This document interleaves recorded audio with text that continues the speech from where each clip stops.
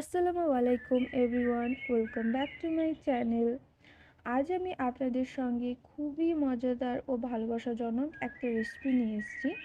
ভালোবাসাজনক বলার কারণ হচ্ছে এই শরবতটির নাম হচ্ছে মহব্বতের শরবত, অর্থাৎ প্রেম ভালোবাসার শরবত।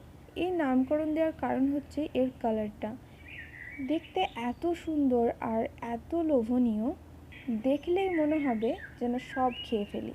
খুবই টেস্টি হয়ে থাকে, খুবই রিফ্রেশিং, আর দেখে তো বুঝতেই পারছেন একদম হৃদয়ের কালার এসছে। কালারটা খুব সুইট হয়ে থাকে। বাড়িতে কিন্তু অবশ্যই ট্রাই করে দেখবেন। আর এই রমজান মাসে ইফতারের জন্য যদি এরকম রিফ্রেশিং শরবত আপনারা পরিবেশন করেন তাহলে বাড়ির সকলেরই কিন্তু খুব ভালো লাগবে। তাহলে চলুন শুরু করি আজকের রেসিপি। এর জন্য আমি এখানে নিয়েছি পর্যাপ্ত পরিমাণ দুধ। যতটা পরিমাণ শরবত আপনারা বানাতে চান ততটা পরিমাণে এখানে দুধ নিতে হবে, তাই দুধের কোনো পরিমাণটা আমি নির্দিষ্টভাবে আপনাদের বললাম না। আর এখানে অ্যাড করছি কিছু বরফ। যেহেতু আমি এখানে ঠান্ডা দুধ নিয়েছি তাই বরফের পরিমাণটা কম রাখলাম, তবে আপনারা চাইলে বরফটা আরও বেশি দিয়ে দিতে পারেন। এরপর আমি এতে দিয়ে দিচ্ছি ছোট ছোট করে কেটে রাখা তরমুজ। তরমুজটা আমি আগেই ছোট ছোট করে কেটে নিয়েছিলাম, আর তরমুজের মধ্যে যে বিচিগুলো থাকে সেটা আমি আলাদা করে নিয়েছিলাম। তবে আপনারা চাইলে তরমুজটাকে পেস্ট করেও কিন্তু দিতে পারেন, তবে আমার এরকম করে খেতে বেশি ভালো লাগবে বলে মনে হয়। এরপর আমি এতে দিয়ে দিচ্ছি 2 টেবিল চামচ রোয়াফজা।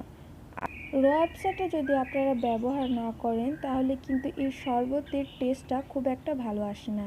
এর মধ্যে আমি যা যা ব্যবহার করেছি সবগুলোই কিন্তু আপনাদের ফলো করতে হবে, তা না হলে এই ভালোবাসার শরবতের যে আসল টেস্ট সেটা কিন্তু আপনারা পাবেন না। এরপর আমি এতে দিয়ে দিচ্ছি 1/2 টেবিল চামচ গোলাপ জল। এখানে কিন্তু গোলাপ জলটাও আপনাদের অ্যাড করে নিতে হবে। প্রথমেই বলেছি এখানে সবগুলো যা যা আমি দিয়েছি সব কিন্তু আপনাদের অ্যাড করতে হবে, তা না হলে এর আসল টেস্টটা কিন্তু আসবে না। এরপর আমি এতে দিয়ে দিচ্ছি 2 টেবিল চামচ মতো চিনি। এখানে আমি চিনির পরিমাণটা কম রেখেছি কারণ রোয়াবজার মধ্যেও কিছুটা মিষ্টি থাকে, তাই শরবতটা খুব মিষ্টি যেন না হয়ে যায়, তাই এখানে চিনির পরিমাণটা আমি কম রেখেছি। তবে আপনারা আপনাদের স্বাদ অনুযায়ী চিনিটা অ্যাড করে নেবেন। এরপর এটাকে আমি খুব ভালোভাবে মিশিয়ে নেব।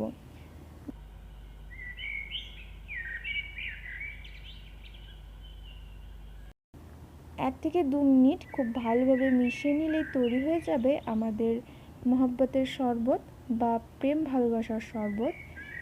এটা খুবই হেলদিকর, খুবই টেস্টি আর খুবই রিফ্রেশিং।